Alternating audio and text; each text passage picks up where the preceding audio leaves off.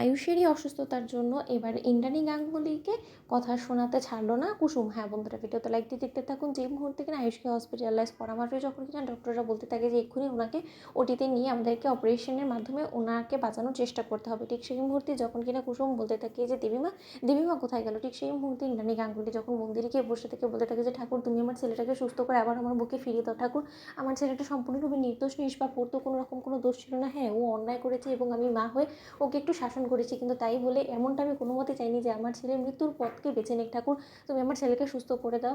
অন্যদিকে এই কথা বলা মাত্র যখন কিনা কুসুম বলতে থাকে যে এতই যখন ছেলের প্রতি আপনার ভালোবাসা, এতই যখন আপনার ছেলের প্রতি টান, তাহলে দেবীমা নিজেকে এরকম করে মন্দিরে না আটকে রেখে আপনার ছেলের বিপদে ছুটে যান। আপনি ওনার মা এবং সেই হিসেবে ওনার এই বিপদে ছেলের পাশে মাকেই সব থেকে বেশি মানায়, অথচ তার সত্ত্বেও আপনি পাষণ্ড মায়ের পরিচয় কেন দিচ্ছেন? সকলের কাছ থেকে কেন নিজেকে এতটা দূরে সরিয়ে রেখেছেন বলুন তো? এতে করে আপনি কী প্রমাণ করছেন সকলের নজরে যে আপনি কতটা পাষণ্ড?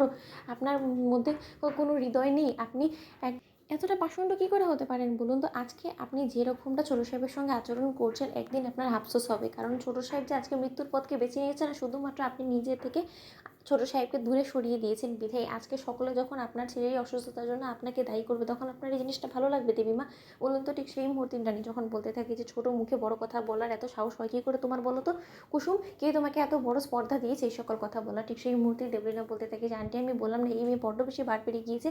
আচ্ছা, কাল এত অপমানের পরও তুমি কী করে মুখ উঠে আবারও আজকে চলে এলে বলো তো কুসুম? ঠিক সেই মুহূর্তে কুসুম বলতে থাকে যে যতদিন পর্যন্ত আমি বেঁচে থাকবো ততদিন পর্যন্ত আমি এই গাঙ্গুলি বাড়িতে 100 বার আসবো, আমিও দেখি আমাকে এখানে আসা থেকে কে বাধা দেয়। কিন্তু দেবলীনা ম্যাডাম, আমি আপনাকে একটা কথা বলে রাখছি, এখানে তো আপনি হবু বউ, তাই না? তাহলে সেই সুবাদে এই পরিবারকে এক সুতো গেঁথে রাখাটা এটা আপনার পরম কর্তব্য আমি বলে মনে করি, কিন্তু তা সত্ত্বেও আপনি সেই কর্তব্যটা না পালন করে আপনি রীতিমতো দেবীমাকে আরও বেশি ছোটো সাহেবের বিরুদ্ধে উস্কে দিচ্ছেন, তার বিরুদ্ধে তার কান ভাঙানোর চেষ্টা করছেন। আবার লজ্জা করছে না বাড়ির হবু বউ হয়ে এই সকল কর্মকাণ্ড করতে?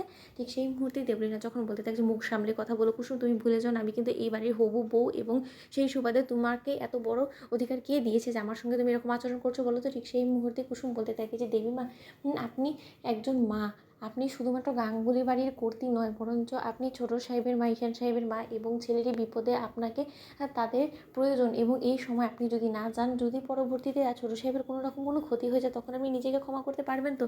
তাই আমি আপনাকে বারবার করে অনুরোধ করছি যে আপনি নিজেকে এরকম করে এতটা অহংকারী, এতটা পাথর করে না রেখে তার থেকে বরঞ্চ আপনার মন যেটা বলছে আপনি সেটা শুনুন। আপনি এক্ষুনি হসপিটালে ছুটে যান, ছোটো সাহেবের কাছে যান, তাতে করে অন্তত ছোটো সাহেব কিছুটা হলেও সুস্থ হয়ে উঠবে। যতটা না ওখানে ডক্টররা ট্রিটমেন্ট করে ওনাকে সুস্থ করে তুলতে পারবে, তার থেকে দ্বিগুণ পরিমাণে সে রিকভার করবে যখন কিনা তার মা তার পাশে গিয়ে দাঁড়াবে। আপনি আমার কথা একবার বিশ্বাস করুন তো বন্ধুরা, লাইক এবং শেয়ার করে সাবস্ক্রাইব করুন।